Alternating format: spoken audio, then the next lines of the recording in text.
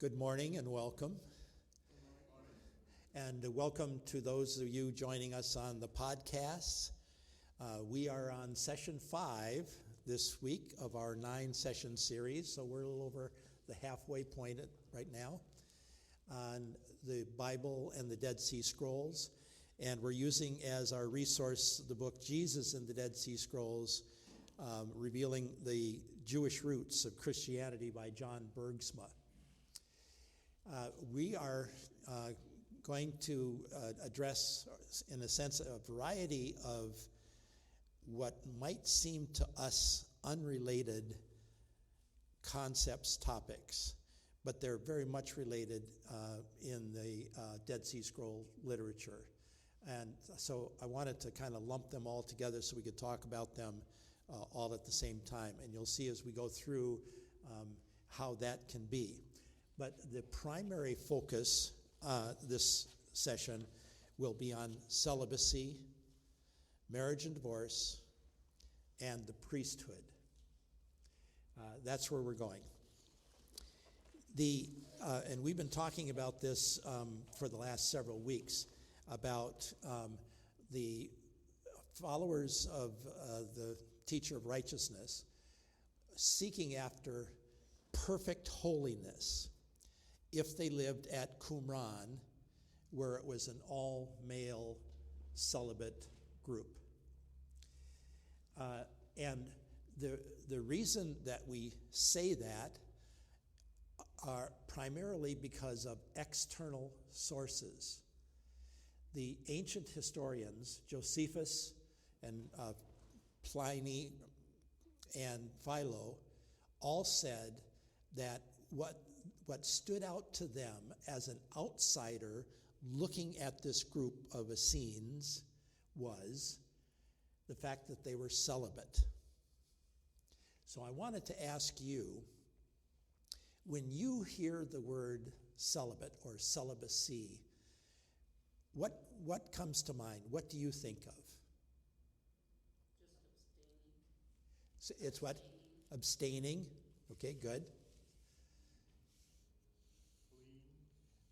Clean. Okay. No kids. Very good. You pardon? Pope.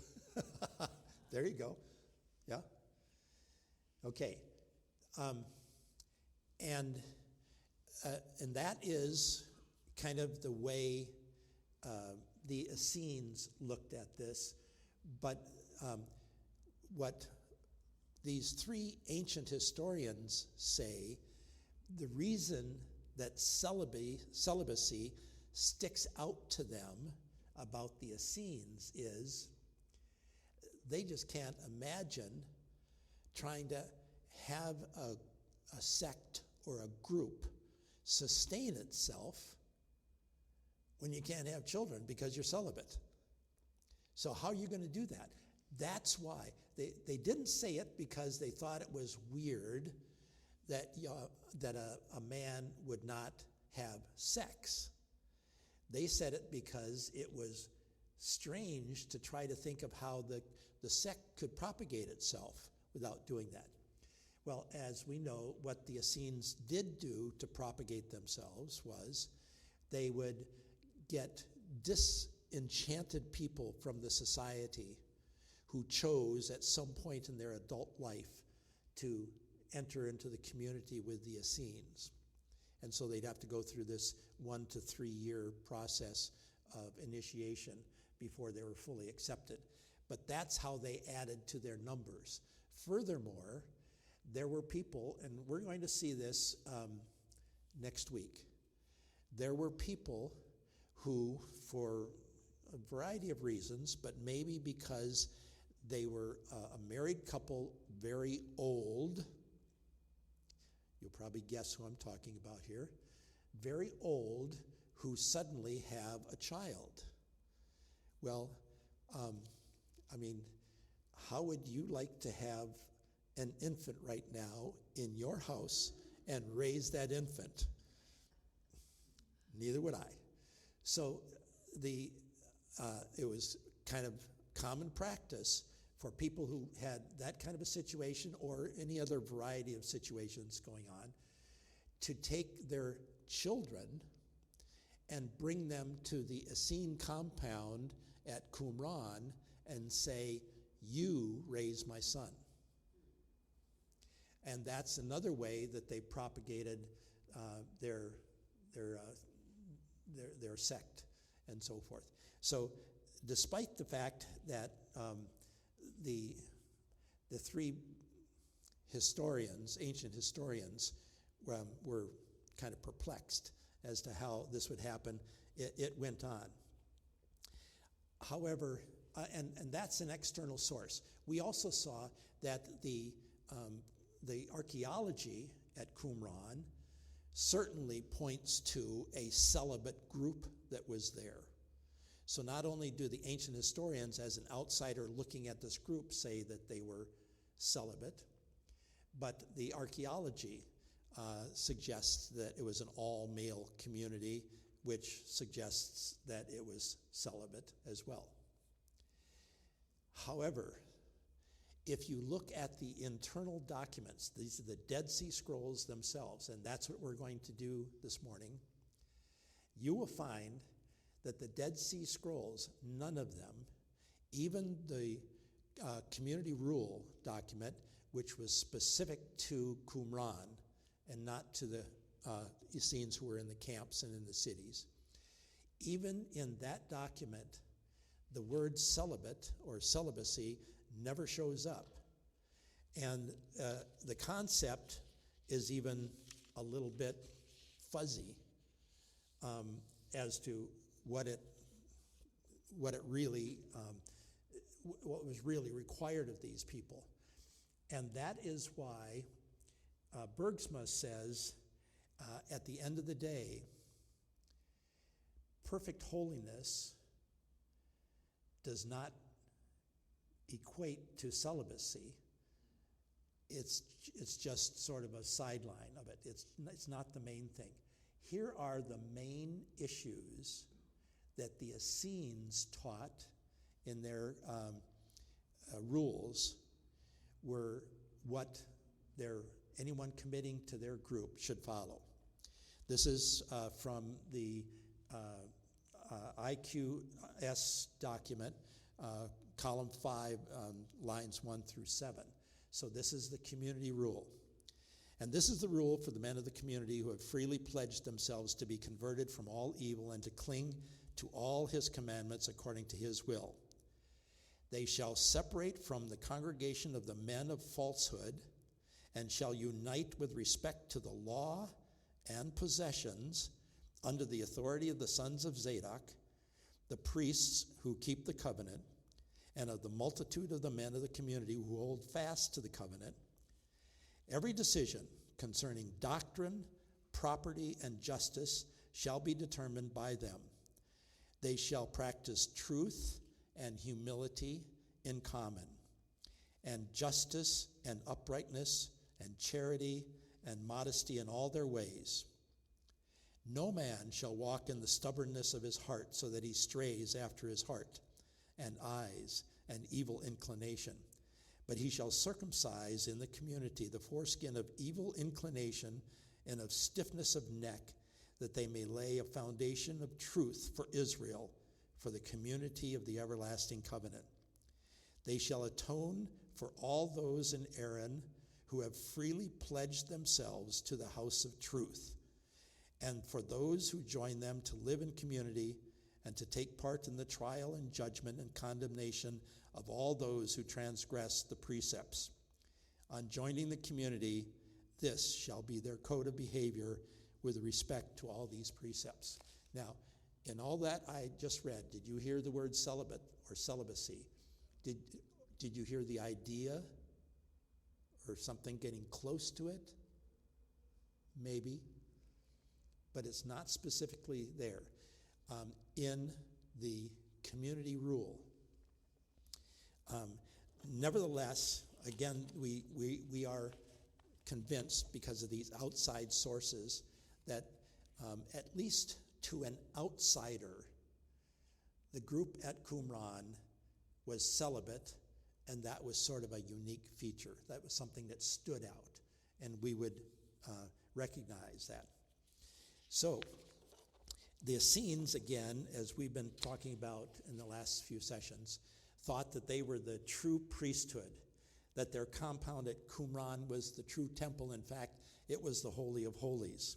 Therefore, they had to be truly holy to serve in and live in the Holy of Holies. And they had to be as holy as possible all of the time. They had to be as holy as the high priest, who in the temple in Jerusalem, on the days that the chief priest went into the Holy of Holies to do his priestly duties, they had to be as holy as that high priest. That was their standard, because, again, they felt that they were living in the Holy of Holies. Therefore, they had to be as holy as the high priest in the temple in Jerusalem, if you will. That's why they were so strict about their following of the law, or the laws, and all of those things.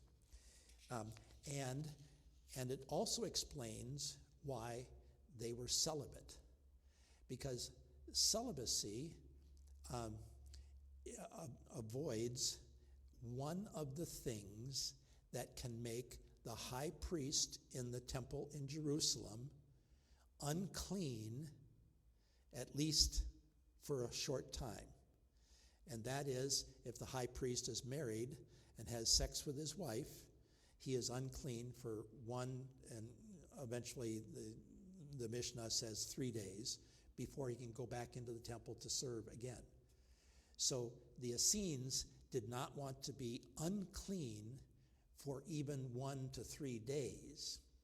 So they avoided anything in the law that said, if you do this, or if you touch a corpse, or if you do this, then you are unclean for 3 days and you got to go cleanse yourself and so forth. So the Essenes were reading the law and picking out everything in the law that indicated that they might be unclean for any length of time, and they avoided all of those things. And that's why they were celibate. It was for holiness' sake, so that they could serve in the temple. So that, as Bergma wrote, perfect holiness included celibacy, but that was just one of the things. So it was not defined by celibacy all alone. When we look at celibacy in that time period, even though the Jewish mantra was always be fruitful and multiply and fill the earth, that meant get married and have lots of children, kind of stuff. Nevertheless, even the Jews in the first temple, or second temple period rather, were honoring those who chose to be celibate. And Old Testament prophets like Elijah and Elisha were celibate, single. Jeremiah, after his wife died when he was widowed, he became celibate for the rest of his prophetic career. Even the temple high priest had to be celibate occasionally for a while to serve in the temple. So celibacy was honored in the Old Testament. So you could be celibate or you could be married. Either one, we're cool with that. In the New Testament, Jesus, Paul, and both John, the gospel writer, and John the Baptist were celibate. And Jesus talks about celibacy in the book of Matthew. And I wanted to just go through this. This is, if you have your Bibles, I'm at Matthew 19. This is the incident where the Pharisees are trying to trick Jesus. One of the times they're trying to trick Jesus. So at the beginning of the chapter, in verse 3 of chapter 19 of Matthew, the Pharisees came to Jesus to test him, and they asked, "Is it lawful for a man to divorce his wife for any and every reason?" Now, their question, just so you understand, their question was, remember they had these two primary rabbis, Rabbi Hillel and Rabbi Shammai. And Rabbi Shammai was very strict in his interpretation, but Rabbi Hillel tried to make accommodation for people a little bit so that they could live their life in a kind of a more reasonable way with the realities of life and still try to obey the law as best as they possibly can. So those two rabbis kind of shaped Jewish thought at this time. And the question that this Pharisee is asking is, do you agree with Hillel or do you agree with Shammai? Which one do you agree with? And Jesus ends up saying, no, I agree with the Essenes, which is a real shock to them. And this is what's interesting, and I think that this is a good takeaway for all of us. For those of us who, and I'm not talking about us in this room, but people who, for example, use something in the Old Testament to condemn someone's actions or activities today, when the Mosaic Covenant and all of the structures and strictures and rules have been done away with because Jesus came and fulfilled all the law and is the new law. This is instructive what Jesus says. He says to them, what did Moses tell you? And the Pharisees said, Moses said, it's okay to give your wife a certificate of divorce and send her away. And whether you believe Shammai and say, but you can only do it for real severe things, or if you agree with Hillel and say, if your wife isn't pretty enough and you want a prettier wife, you can divorce her, kind of thing. Whatever camp you're in, what the Pharisees were saying is that Moses permitted the Israelites to divorce. How does Jesus respond then? Jesus responds, yeah, you know why? Because sin had entered the world. Because you Jews were so hung up on having to get a divorce, and you were so stubborn and hard-headed, Moses made that concession for you. But Jesus said, but let me take you back to the beginning. In the beginning, God created man and woman. That was the divine, that was the God-infused process. And marriage is between a man and a woman. The Essenes said that. That's what Jesus said. And so, in a sense, Jesus is talking like an Essene here, if you will.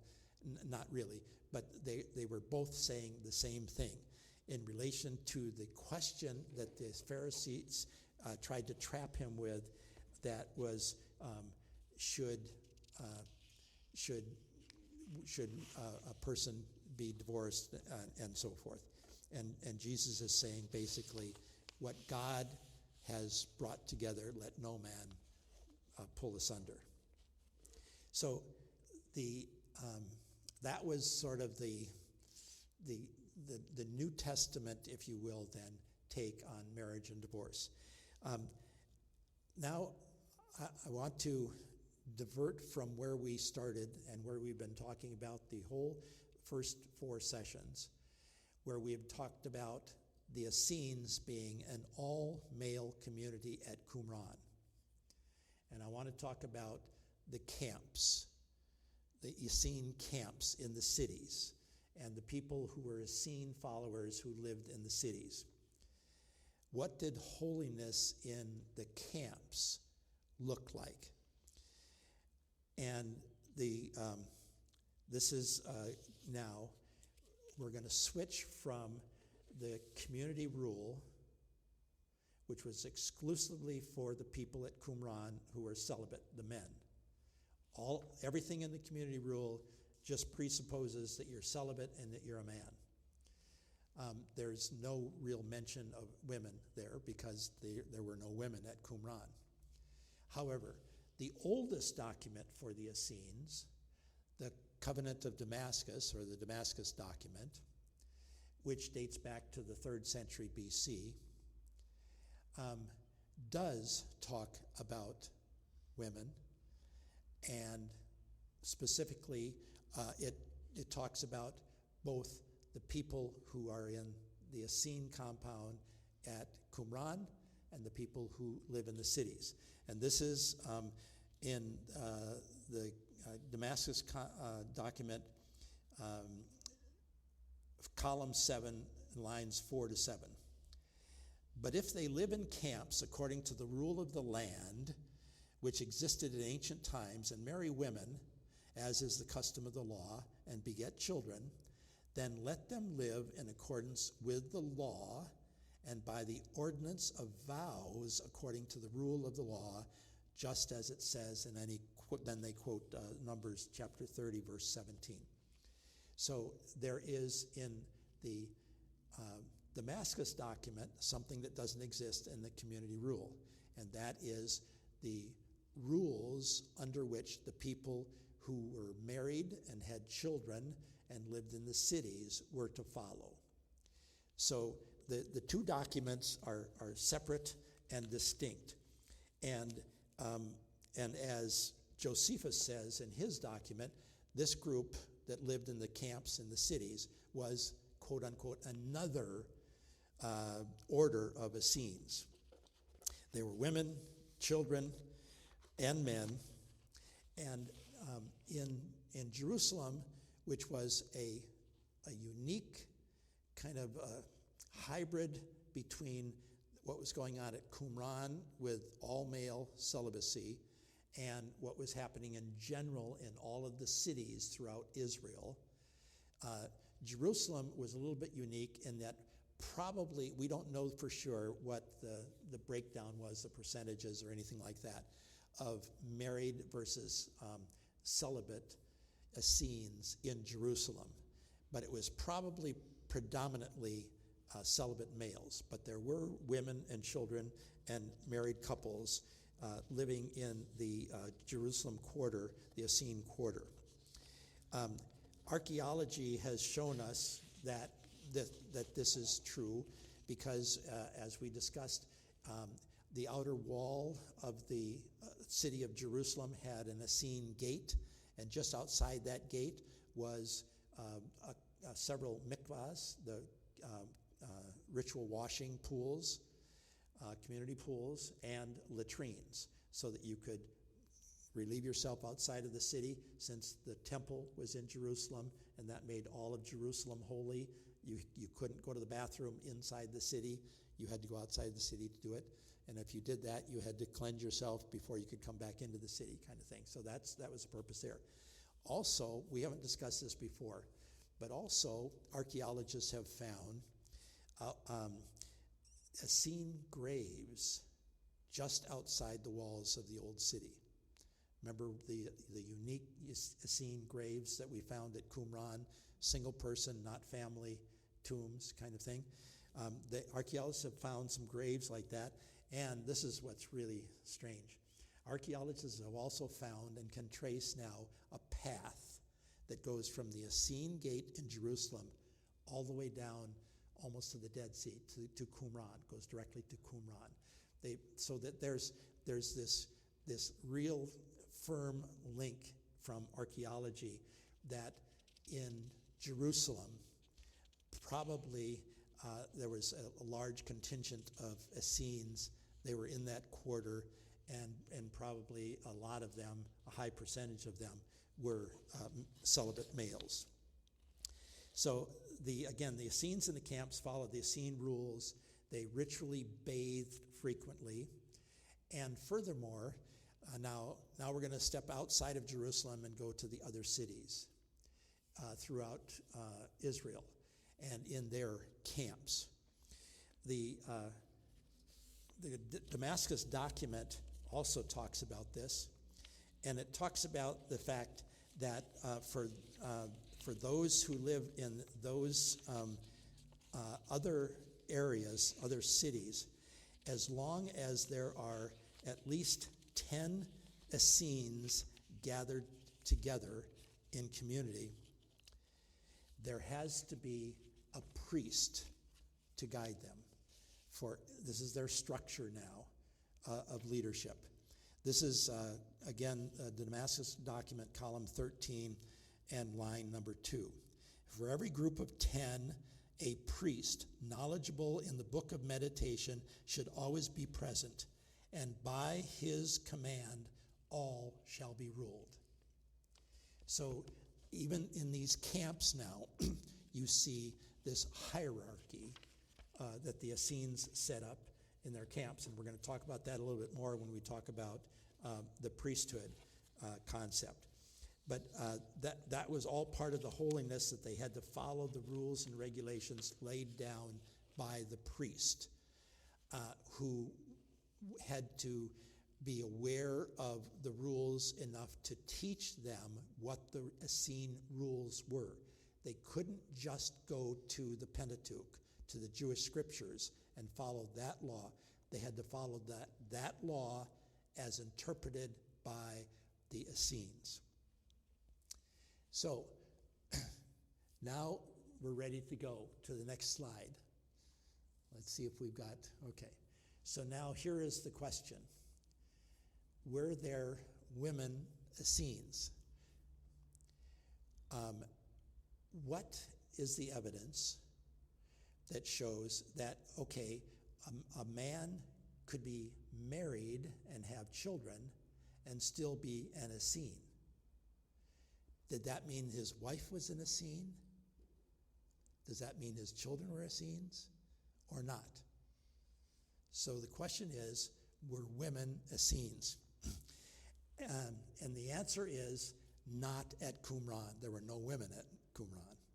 But the Damascus document, again, is the founding document that's much older, and the Damascus document is the one that was basically followed by those who lived in the cities, who were in the camps and so forth.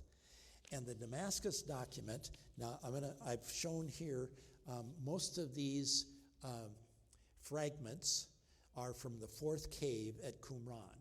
So that's why they're listed as 4Q701, and then I listed community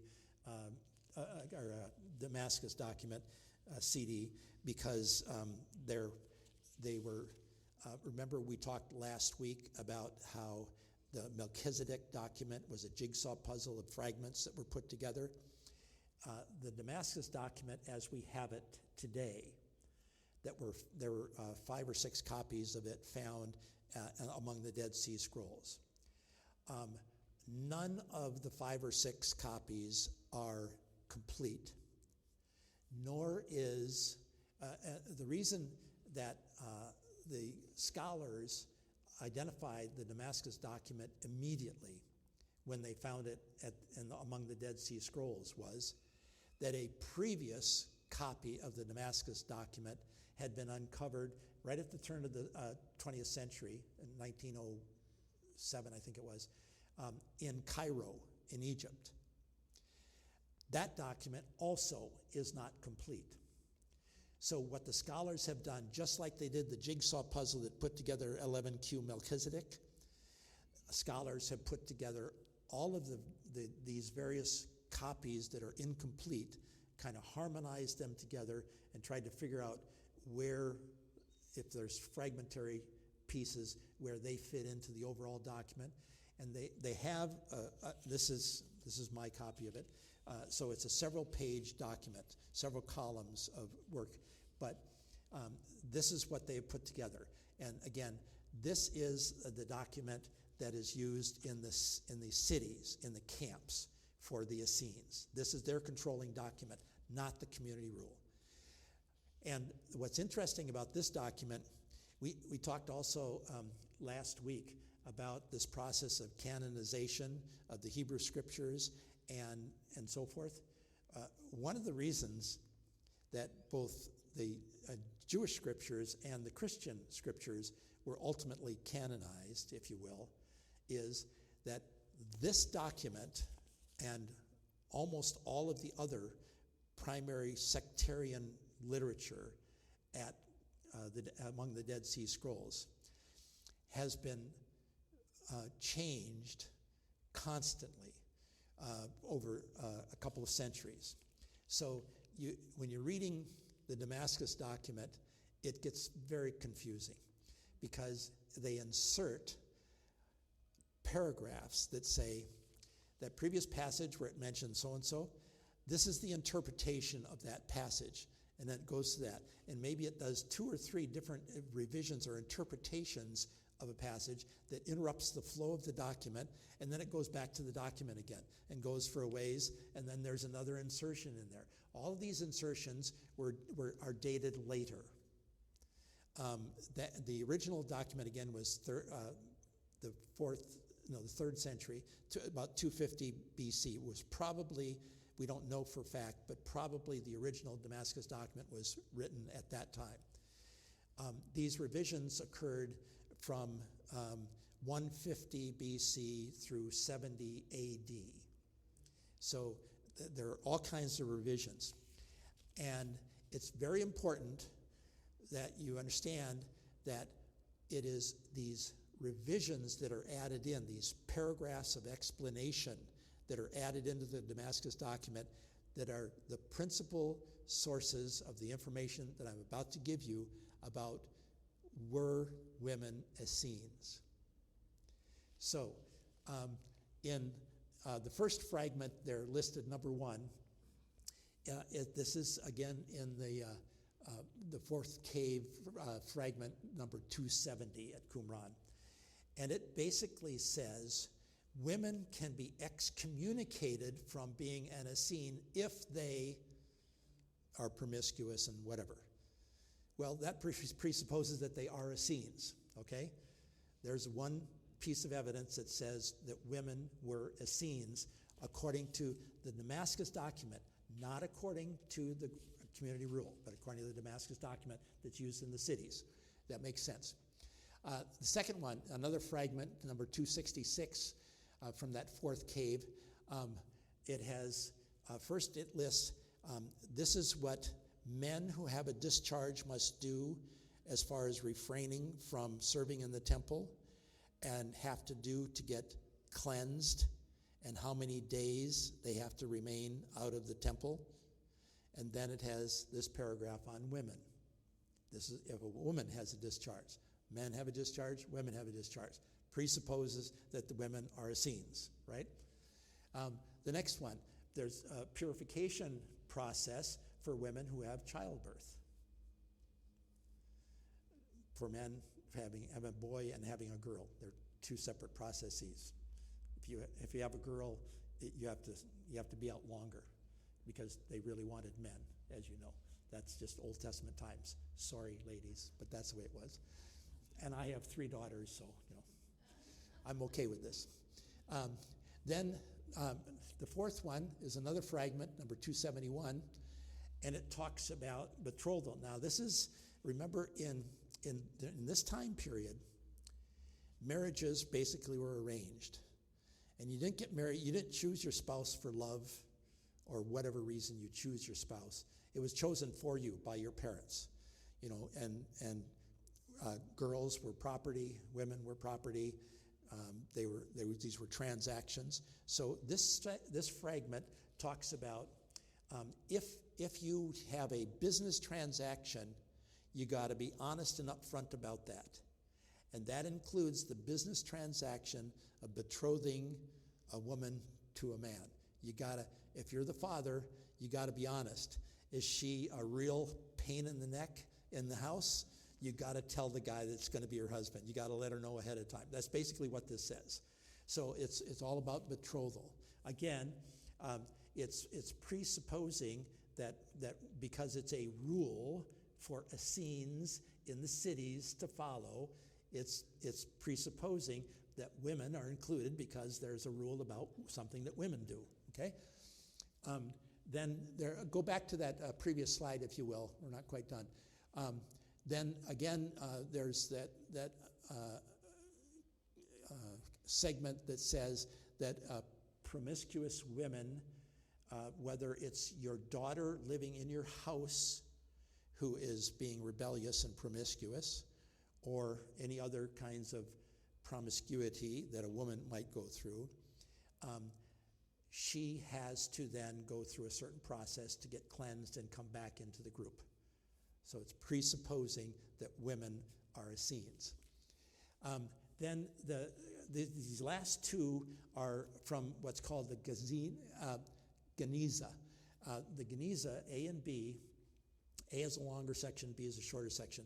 This is the document that was found in Cairo, Egypt, that is also the Damascus document. So this is not the fragment from the cave at Qumran. This is from the fragment that was found in Cairo, Egypt. And these are very telling because these documents, these citations are that a woman who takes an oath, and if you're in a scene, you take all these oaths. So it's all about how women take oaths, and it's very, very, very instructive because what it says is that if a woman takes an oath and her husband finds out that she has taken an oath, and if he doesn't like it, he has to immediately tell her, no, you can't do that. And then by law, she is relieved of that oath because the husband controls her. If, on the other hand, he lets it slide and a period of time goes by where she honors her oath, whatever that is, and he doesn't say anything about it, then the oath is good. That's what one of the two citations.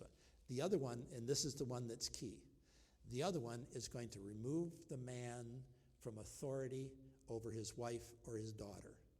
Because the other one says that if you don't know whether an oath is legitimate and should be legitimately taken by a woman, your wife or your daughter, here's the test. If it violates our Essene covenant, then it should be annulled. In other words, the Essene covenant, remember that when they enter the Essene group, the covenant controls them. Whatever the group decides, whatever the group's rules are, that's what controls you. The man no longer has control over his wife or his daughter. It's the same control that all of the men in the Essene group have, the women in the Essene group have. The covenant controls them as in the way of taking oaths, because oaths were really, really important to the Essenes. Their initiation process involved tremendous oaths of lifetime fidelity to the group at Qumran or the Essenes in general and so forth. The oaths was a big deal. So I think these two fragments among, at least especially, point to the fact that there were female Essenes and also children Essenes. Children are mentioned in the Damascus document as well. Okay, now we can go to the next slide because now we're going to talk about marriage. And here's the situation. The Essenes seem to practice that we haven't looked at it yet, but seem to follow, among other things, we looked at the Jubilees and First Enoch already, and then we saw 11Q Melchizedek and so forth. And Jubilees was another one. The book of Tobit, which is also in the Apocrypha. It's in the Catholic Bible, and it's in the Eastern Orthodox Church Bibles. The book of Tobit has a very high view of marriage, and we'll talk about that in just a second. But one of the things, two of the things I think that it really points out is the importance of love in marriage, and number two, the fact that women controlled themselves, men didn't control them. that they were their own moral agent. They made their own decisions about whether to follow the Essenes, whether to be very religious, whether to closely follow the law, or whatever else. Women were their own moral agents. And it comes partly from the fact that women were Essenes and therefore followed the same rules that the men did. That makes them equal. Now, when you look at the book of Tobit, have any of you read the book of Tobit? Okay, so the book of Tobit is about a man named Tobit who, very much like Job, falls on hard times, loses his fortune, becomes destitute, and is blinded. He has a son named Tobias. He sends his son to a foreign country to retrieve some money, about the only thing that might have been left to Tobit, to bring that money back so that they wouldn't be quite so destitute. And so Tobias goes on this journey to another country. He is accompanied by a man who turns out to be an angel, Raphael. And that angel protects him on the journey and helps his journey succeed. On the journey, he meets a woman and falls in love with her. She's got issues too. Her issue is that she's gone to a wedding ceremony, her own wedding, 7 times. And her betrothal has been killed by an evil spirit that possesses her all 7 times before they can consummate the marriage on the wedding night. 7 times this has happened. This is who Tobias falls in love with. But the angel Raphael is protecting Tobias. So he says, let's go fishing. They go fishing. They catch the fish. They take the innards of the fish, the liver and so forth of the fish, and they say, and Raphael tells Tobias, this will drive away the evil spirit. So on your wedding night, when the 2 of you are alone, get this stuff out, and it'll drive the spirit away. Well, sure enough, it does. And then it says that Raphael has to chase the spirit all the way to Egypt to catch up and bind this evil spirit. But the evil spirit has left. Now, this is then what happens with Tobias. And this is where this whole concept of the book of Tobias being more romantic and more Christ-like. All I have to do is find my...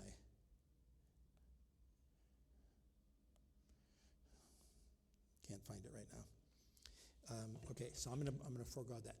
Basically what it says is, on their wedding night, Tobias and Sarah go into the wedding chamber, and Tobias says to her, first thing, get out of bed, let's pray a prayer over our marriage. And the prayer is basically, thank you, God, for protecting us. Please give us a long life. And then Tobias says something that is really crucial. He says, God, you know that I have married this woman for her friendship and companionship in truth and cleanliness, not for sexual lust. And they conclude the prayer, and then they go to sleep. They do not consummate the marriage that night. And that prayer is used to this day in Catholic and Eastern Orthodox weddings, because it's a way for the couples. The couple also says, the 2 of them say amen and amen. I agree with this all. They both say it. They both make this commitment to one another. So it's more of a mutual thing. It's totally unheard of in this culture among the Jews or in the Greco-Roman world as well. It's just revolutionary that this should happen, and it does survive to this day. So it's more this again for Essenes who lived in the camps and in the cities. This was their ideal. So you can see where a woman who got married could be following all of the rules and regulations because she's not captured by her lusts or anything like that, and they can have a marriage in which they choose, when they choose to have children or whatever, then they can come together, but otherwise they're not just constantly, jumping into bed kind of thing. So it's a whole different view from the culture around them, very different. And Christian marriage is very similar in concepts to this Essene concept that we see in Tobit. On the next slide now, this is from Ephesians chapter 5, verses 21 to 25. So this is the most famous and infamous, I might add, passage in Paul's writings. This is from Ephesians chapter 5. And I want to go to that for just a second here. Verses 21 to 25. Now, everybody is going to pause on verse 22, and your ears are going to close off and you won't hear another word that I say. Because in our culture, this is, a dog whistle kind of thing. Verse 22, wives, submit yourself to your own husbands. We've lived through, all kinds of things in our culture, the feminist movement and all of that, and we're equal and all of that. And we read that, and it just stops us cold. We're done. Please help me. Bear with me for a minute.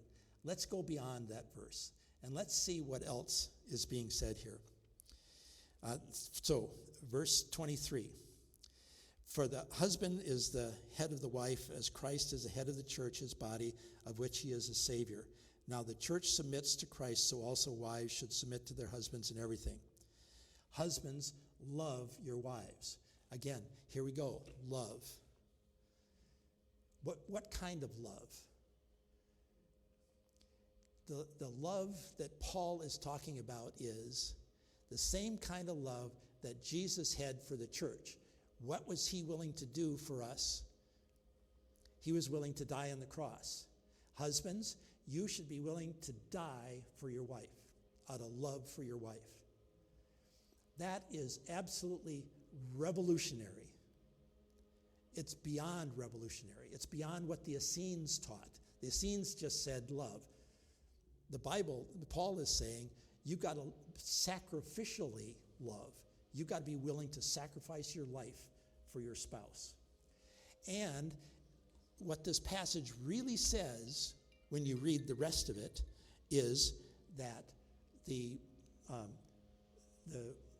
wife is her own moral agent. It does not say, husbands, force your wife to submit to you. It says directly to the woman, submit yourself, choose to submit yourself to your husband in the same way that Christ submitted himself to the church. So it's really, if you can get past that opening statement that really rankles us and look at what the passage really says, the concept of marriage in the Essene literature and in the New Testament is absolutely revolutionary in its time. And we need to give it at least that much credit. Now, it's still, if you want to judge the Bible by our today's standards, continue to look at verse 22 and get all upset about that. But nevertheless, this is a huge leap in the right direction. And I just wanted to acknowledge that as we're going through this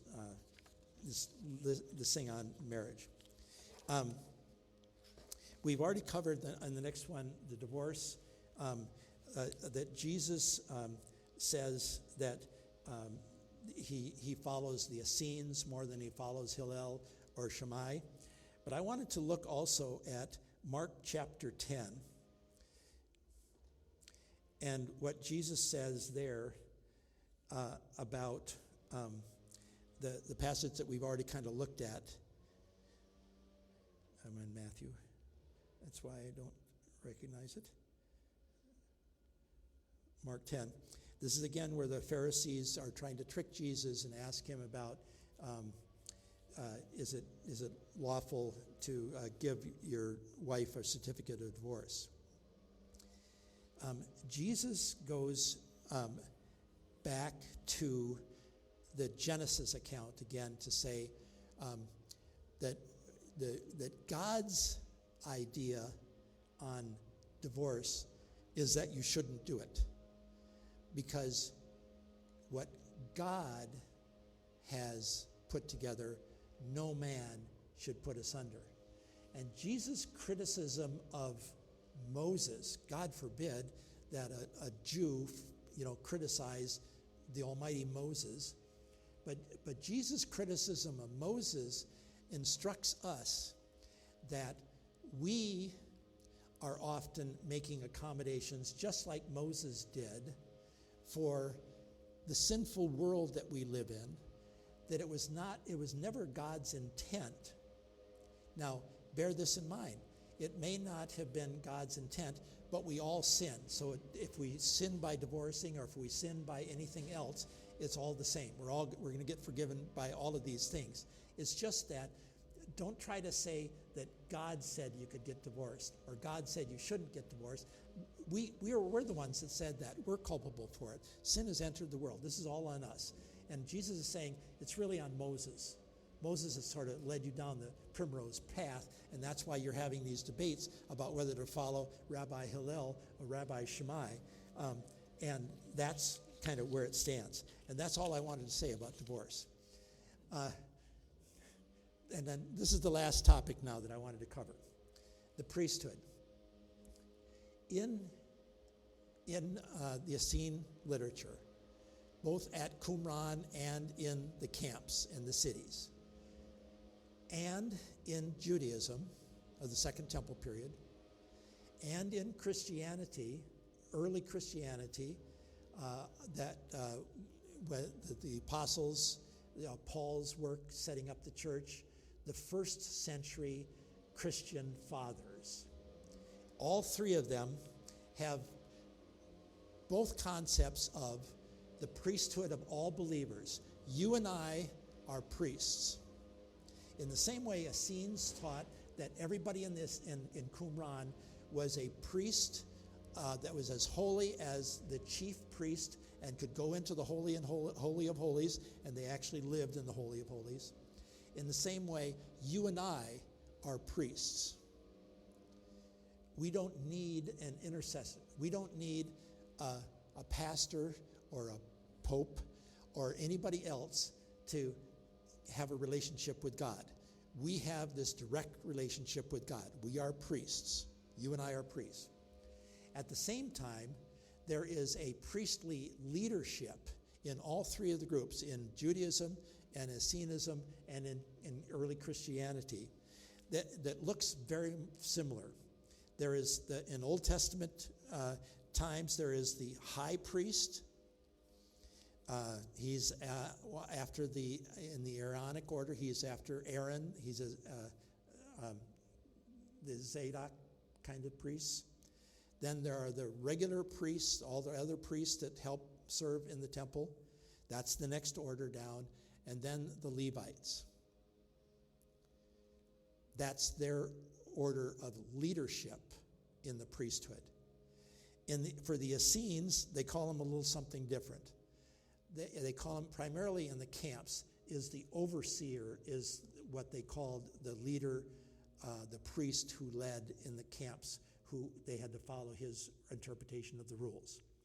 And then there were the priests in general, and then the Levites. So they had a similar structure of leadership hierarchy, and using just one different term.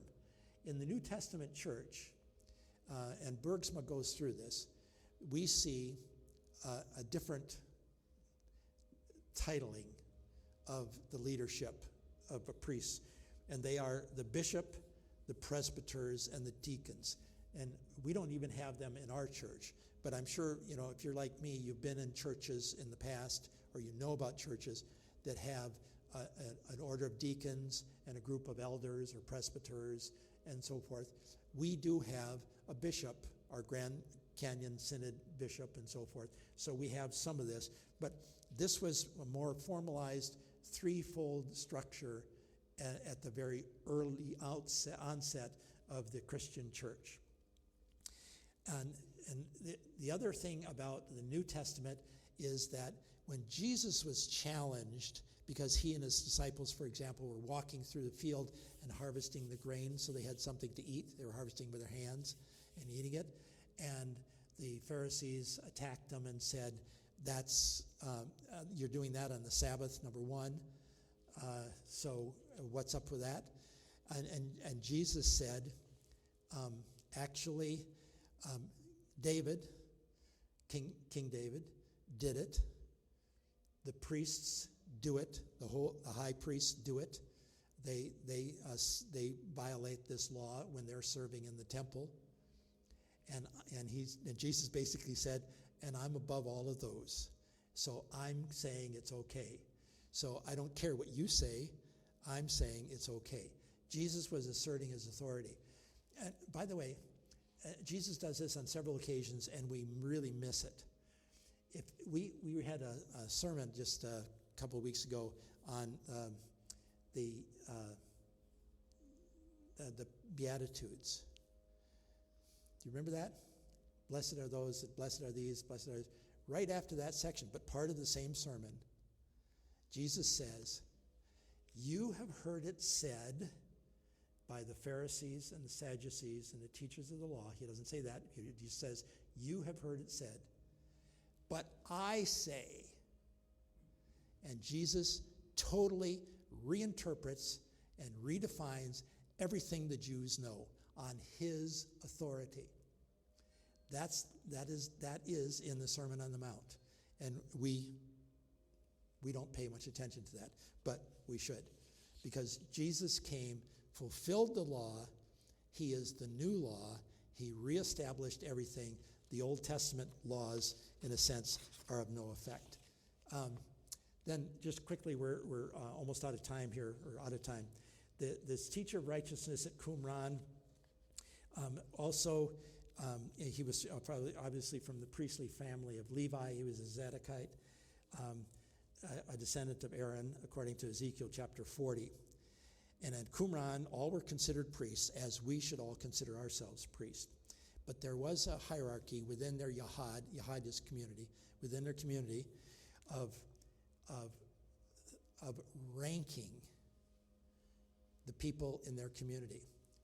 On the one hand, the Essenes are saying, we are all priests. We're all equal. We make decisions together. The rule of the community controls us based on our covenants. On the other hand, in the Qumran documents, in the Dead Sea Scrolls, it ranks every single member of the Qumran community and every single member of Essenes that lived in the camps and in the cities throughout Israel. You are ranked from 1 to however many are in your group. You walk in, and the priests are first, then the Levites, then the children of Israel, and then the proselytes. But within those 4 categories, each individual is ranked. I'm number 1, you're number 2, you're number 3, you're number 4.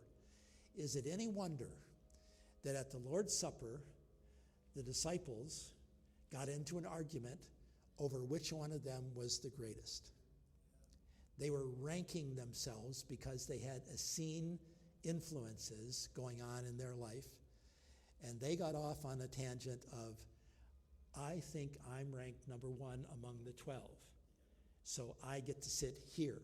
Because what the Qumranites did and the people who lived in the camps where they had communal meals together, you walked into the room in the order of your rank. You sat down in designated seats in the order of your rank in the community. You didn't touch the food or the drink until the top guy blessed it for you, and you didn't speak on any subject matter unless it was your turn in the rank to speak. Period. If you did, you were unclean for 30 days, and you couldn't be in the communal meal, and they would cut your ration of food by 10%. So Jesus comes along, and in the Lord's Supper meal, when he hears the disciples arguing over rank, he says, let me ask you a question. Who's greater, the one who sits at the table or the one who serves? And the disciples are all thinking, the one who sits at the table. That's why I want to be sitting number one. And Jesus says, I'm here serving you. You get it? I'm serving you. The greatest shall be the least, and the least shall be the greatest. I don't want you to be like the Gentiles or anybody else that has all these rankings that says, I'm better than you. Jesus is saying, we're all the same. And when Jesus says that, he means it. When the Essenes said it, they didn't mean it. That's the distinction. That's what I wanted to point out to you today. As far as priesthood, you and I are all equal. You're my brothers, you're my sisters. We're all the same. We all have the same Savior. We all have the same God. We are all the same. We don't need anybody who is ranked higher than we are to get us in touch with God if we have a question or we want to say a prayer or anything like that. We're priests. We go directly to our God. Okay? I haven't left any time for questions really, but I'm going to open it up anyway. Anybody have any comment or question as we conclude here? Okay, let me turn this on. Go ahead, for the sake of those who are in the... Hi, I wonder if the Essenes had any thoughts about polygamy. There's one passage I found in 1 Timothy that says if you're a deacon, you need to be married with one wife. Right. But I didn't notice anything in the readings for today what the Essenes thought about multiple wives. It seems like, with all these celibate men, there'd be a lot of available women around here and there. The Essenes had the same rule. Good question. The Essenes had the same rule. You had to be, if you were in a position of leadership, you had to be the husband of one wife. So you couldn't, if you're in leadership position. And Moses allowed polygamy and things like that. The early church frowned on the sexual practices of the cultures around them, especially the cultic practices in their temples, where there were, had temple prostitutes and all of those kinds of things. The church, the New Testament writings that talk about sexual impurity, for the most part, not exclusively, but for the most part, are targeting those other religions' sexual practices in the temple prostitution, and all those other things. That's really what they're addressing. They're not addressing what you and I do today, because we don't worship in the temple of Aphrodite and visit the prostitutes there and stuff like that, whatever. So that's kind of what it is. But the Essenes did say that everything that they did at Qumran had to be like the high priest. So had to be, they're celibate, but had to be the husband of one wife. But in the camps, it says that you follow the law. And so in the law, even though they interpret it more strictly, they recognize that things could happen, you could be. But if you were in the rules, it says if you get, if you're promiscuous, if you've got more than one wife, more than one husband, you'll be excommunicated from us. Okay, good question. Yes, Phyllis, let's pass the microphone back again so people on the podcast can hear it. I don't know if I can put this in the words that I want to, but, because I don't know the timeline of what the Essene and when Jesus was there, but it seems like they are just denying their flesh, period. And I'm wondering, when Jesus came, and that was there any kind of surrendering or worshiping of Christ at that time for what he did and what he said?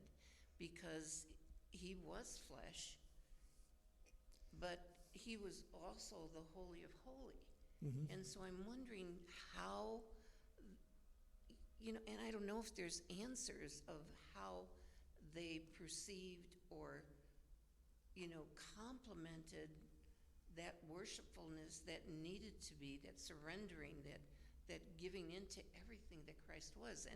And that is confusing to me about where that society went and what went on. Yeah, and and that's a good question. The bottom line is that they had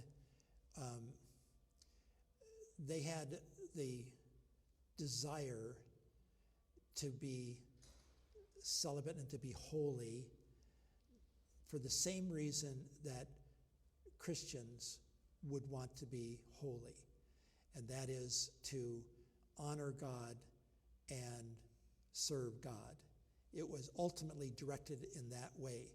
It's just that when you get into the Old Testament law,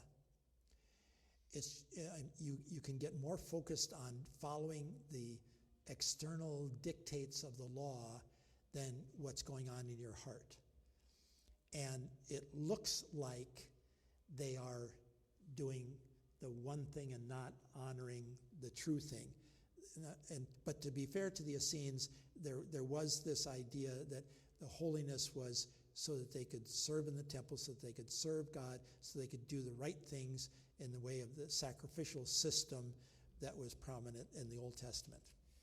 I mean, it's a good question, and it's, but you wonder. Yeah. Or anything, because it seems like they're leaning on their own understanding. Yep. And just following the rules Yeah. still, but of course, that knowledge wasn't given, they didn't know as much as we know. Right. And history is often the best judge of things. And as you know, basically the Essenes went out of existence. There is a group today that calls themselves the Essenes, but they have no relation to that first century.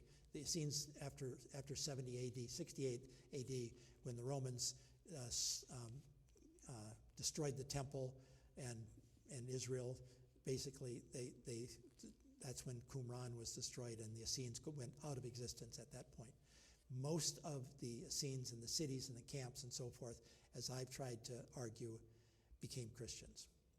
Some went into other religious sects, Gnosticism and things like that, but the majority of them leaned toward Christianity. Did you have a question, Ron? Just an observation about the way we view the sanctity of marriage and divorce these days. The divorce lawyers must be making a very, very good living. Yes. There was a point in time when if you wanted to become president of the United States, if that was in your future, you probably didn't want to have a failed marriage and a divorce, Right. because the voters may shy away from you Mm-hmm. for that reason. That certainly has changed Yeah. today. Our culture has changed, for sure. And that's part of what the Essenes were saying.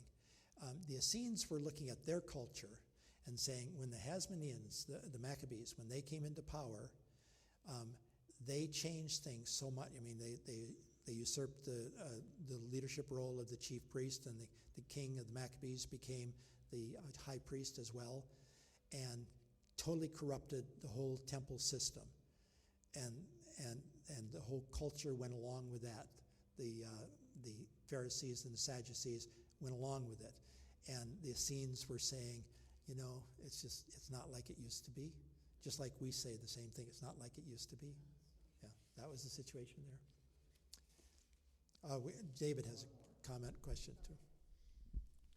One more, I got to finish with the big one. Yeah, good. Wives, submit yourself to your husbands as you do to the Lord. You talked about the Damascus document and all the insertions and clarifications, and it would really be good to put that one in that you mentioned, that husbands should submit themselves to their wives as the Lord does to his church. Yeah, absolutely. Yeah. Yeah, it should be there. Yeah. And again, the Essene document goes so far. Christianity, I think, has gone further, but our culture today still looks at what's going on in the church and still says you haven't gone far enough with some of this stuff. Women need to be respected a lot more than the Bible seems to respect them, kind of thing. And I get that, but what we lose when we get hung up on verse 22 and don't go beyond it is how revolutionary Christianity was in its day. It was absolutely astounding, and on marriage and women particularly. Okay, we're ending the session. We're way beyond. Thank you.